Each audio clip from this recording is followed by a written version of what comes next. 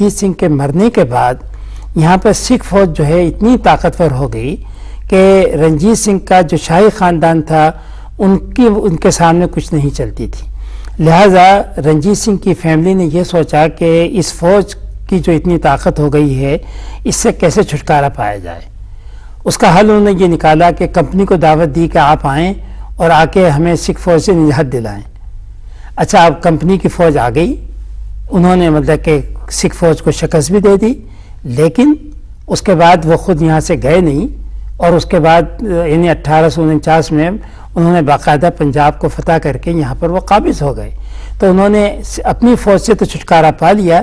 لیکن اس کی دوسری صورت یہ ہوئی کہ وہ خود کمپنی کی فوج کا شکار ہو گئے. ڈاکٹر صاحب، آپ نے 1849 کی پنجاب کی ایک جنگ کا ذکر کیا جو شاید ایک آزادی کی جنگ تھی جو ہندوستانی ہار گئے، لیکن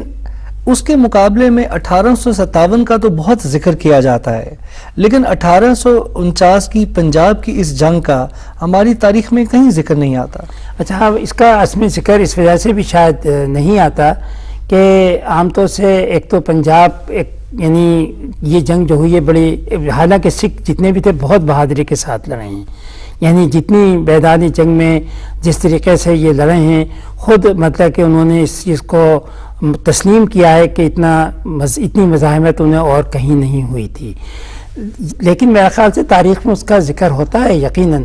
لیکن اس میں تھوڑا سا ایک یہاں پر بڑا ایک مسئلہ جو تھا وہ یہ بھی تھا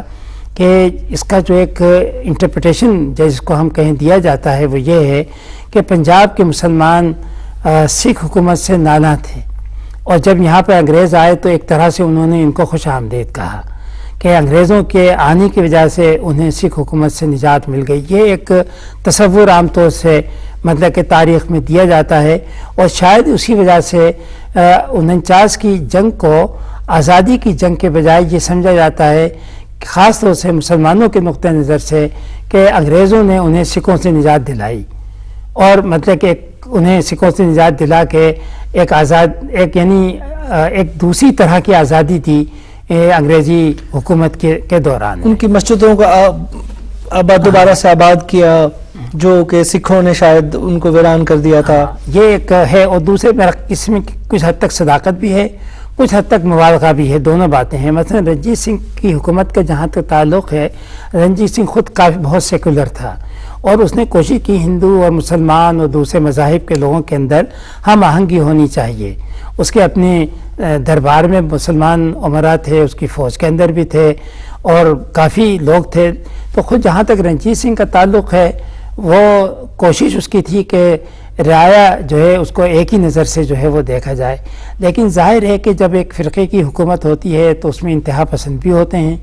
تو اس کی وجہ سے یہاں کے مسلمان جو ہیں سکھ حکومت سے نالاں تھے، اور انگریز جب آئے ہیں تو انہوں نے ان کو خوش آمدید کہا ہے. کیا یہی وجہ ہے کہ 1857 کی جنگ آزادی میں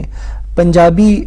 افواج نے انگریزوں کا ساتھ دیا، اور انہوں نے جو اپنے ہندوستانی بھائی تھے ان کے خلاف ایک کردار ادا کیا؟ اس میں کافی دیکھیں، میرے خیال سے اس وقت تک اس قسم کا کوئی وہ نہیں تھا. مثلا جب 1849 میں انگریزوں نے پنجاب پہ قبضہ کیا ہے تو ان کی فوج میں ہندوستانی بھی تھے. جب 1857 کی جنگ ہوئی ہے تو وہ یہاں سے ان کو ضرورت تھی، یہاں سے وہ پنجابیوں کو خاص طور سے سکھوں کو اپنی فوج میں لے گئے. تو میرے خیال سے یہ کوئی یعنی یہ نہیں تھا کہ جان بوجھ کر کے ایسا ہوا ہے. اس وقت تک کوئی قوم پرستی کا احساس نہیں تھا، مطلب کہ لوگ فوج میں جاتے تھے اپنی ملازمت کے خاطر، اپنی تنخواہوں کے خاطر، اور کوئی اس میں کوئی اعلیٰ مقصد کے خاطر جو نہیں جاتے تھے. تو اس طرح سے ہمیں شاید اس کو اس پس منظر میں نہیں دیکھنا چاہیے. تو گویا اس میں ان دونوں عوامل بالکل ایک علیحدہ ہیں. کوئی قومی ریاست شاید ہندوستان میں نہیں تھی، کوئی قومی وحدت ایسی نہیں تھی جس کے تحت ایک شناخت کلیم کی جا سکے. ہاں ایگزیکٹلی، اصل وجہ یہ ہے کہ کوئی نہیں تھا، اور اس وقت تک یعنی افراتفری تھی، لوگ ملازمت کی تلاش میں ہوتے تھے، مختلف یعنی نہ مذہب کو دیکھتے تھے نہ قوم کو دیکھتے تھے، وہ یہ دیکھتے تھے کہ بھئی ان کو کہاں ملازمت ملے گی، کہاں ان کو تنخواہ. یا علاقائی شناخت جو تھی وہ دوسری جو بڑی شناختیں ہیں ان پر حاوی تھی. ہاں مطلب کہ ایک تو ان کی جو شناخت تھی اپنے مذہب کے اعتبار سے تھی، دوسری شناخت ان کے اپنے شہر یا اپنے وطن کے تھی، ان کی شناخت اپنے قبیلے سے اپنی ذات کے حساب سے تھی، ان کی شناخت اس وقت تک ہندوستانی کی حیثیت سے نہیں تھی۔ تو گویا ہندوستانی ہونے کا احساس جو ہے وہ دور جدید میں پیدا ہوا؟ بالکل، وہ بعد میں پیدا ہوا ہے، بلکہ یہ کلونیل پیریڈ کے اندر ہوا ہے، جبکہ یہاں پر ایک قومی جدوجہد انگریزوں کے خلاف شروع ہوئی ہے، اس وقت ہندوستانی ہونے کا احساس ہوا ہے۔ لیکن اس پس منظر میں اگر آپ دیکھیں تو اس قومی جدوجہد کے ساتھ ساتھ ہمیں یہ بھی نظر آتا ہے کہ جنگ عظیم میں بہت بڑی تعداد میں ہندوستانی سپاہیوں نے اپنی جان دی، اور یہ ایک سامراجی جنگ